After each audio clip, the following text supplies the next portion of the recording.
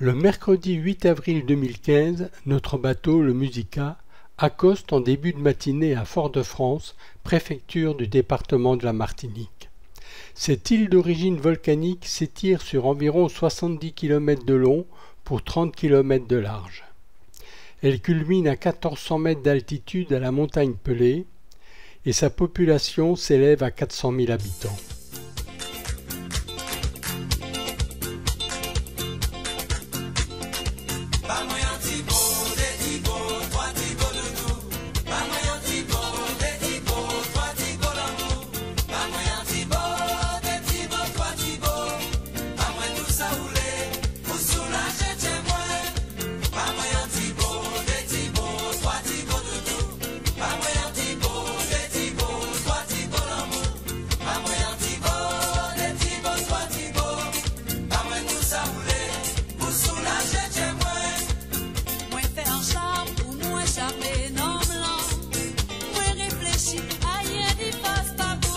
Nous descendons du bateau et prenons un taxi qui nous dépose au centre-ville. L'office du tourisme n'étant pas encore ouvert, nous en profitons pour visiter la bibliothèque Schœlcher. Cette bibliothèque, conçue en 1884 par l'architecte Henri Pic, est classée monument historique. Elle fut créée à l'initiative de Victor Schœlcher qui en 1883 fit don au Conseil général de la Martinique de sa bibliothèque personnelle à condition qu'une bibliothèque publique soit créée. Humaniste, anti-esclavagiste, Schœlcher s'est battu toute sa vie pour l'abolition de l'esclavage. Il participe à la rédaction du décret instaurant l'abolition de l'esclavage dans les colonies françaises en 1848. Il fut élu député et sénateur de la Martinique. Il est inhumé au Panthéon. Nous continuons notre promenade et faisons un arrêt devant la statue de l'impératrice Joséphine.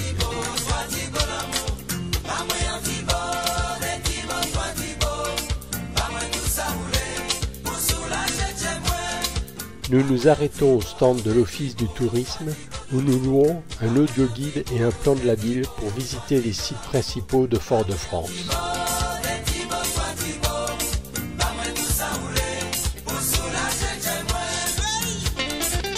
Nous nous promenons en bord de mer en longeant la savane.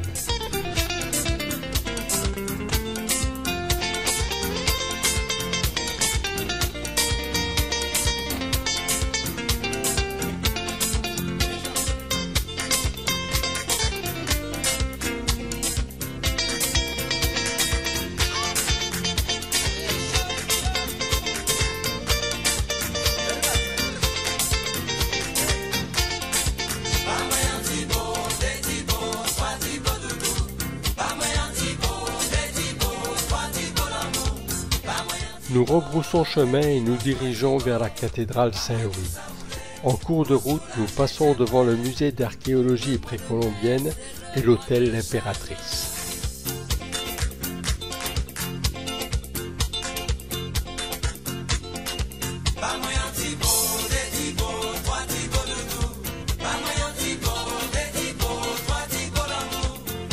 Nous arrivons devant la cathédrale Saint-Louis.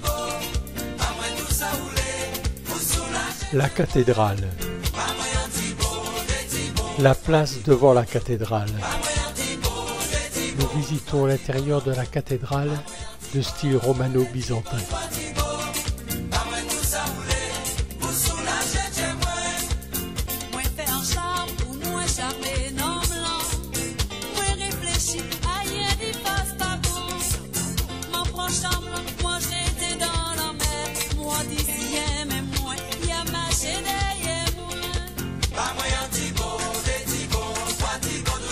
La suite de notre visite nous conduit au marché.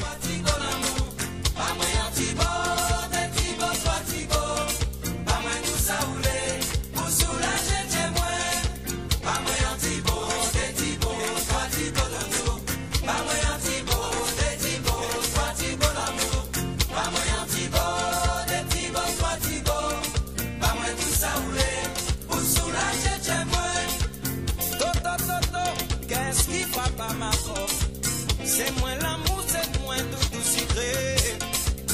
Quinzaine tombée, péché la pas payé moins. Par pitié, par l'humanité. Nous poursuivons notre périple et nous arrêtons devant l'ancien hôtel de ville. Ce bâtiment abrite le théâtre Aimé Césaire.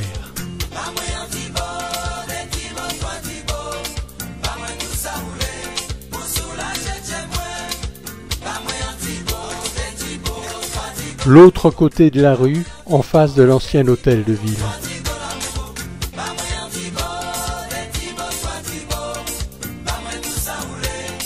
De l'ancien hôtel de ville, nous marchons jusqu'à la statue de Victor Schœlcher, devant l'ancien palais de justice.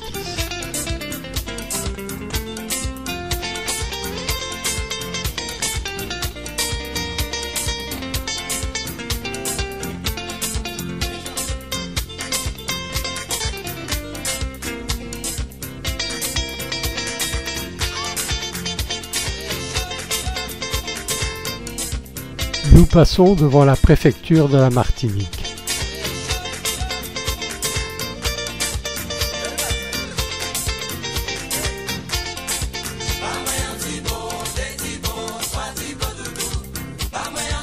Nous longeons la préfecture.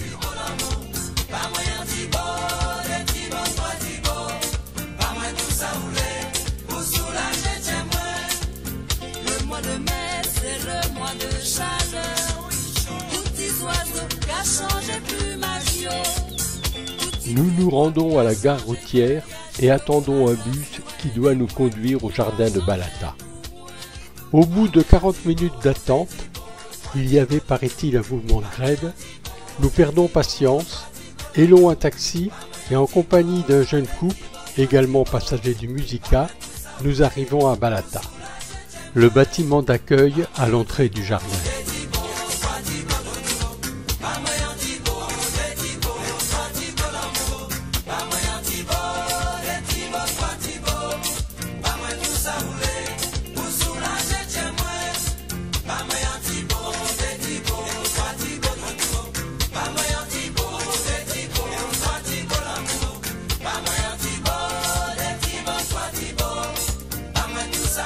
Mais que regardent-ils donc ces petits?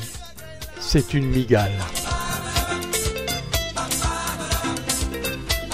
Le jardin de Balata est un jardin botanique paysager privé situé à environ 10 km au nord de Fort-de-France.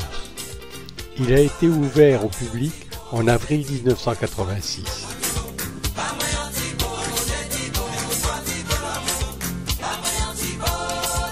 Astrid et François, nos compagnons de route.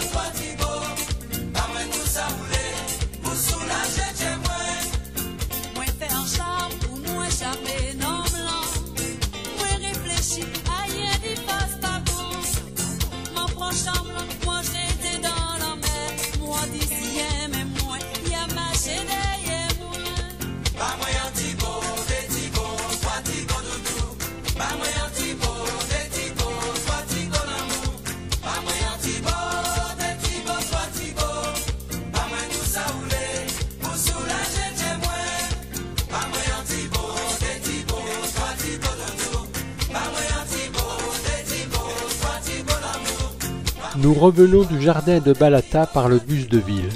Le chauffeur, une femme très aimable, nous dépose à un carrefour proche du port. Nous regagnons à pied le Musica en longeant le boulevard Général de Gaulle, puis en suivant un itinéraire piétonnier figuré par un marquage au sol de couleur bleue.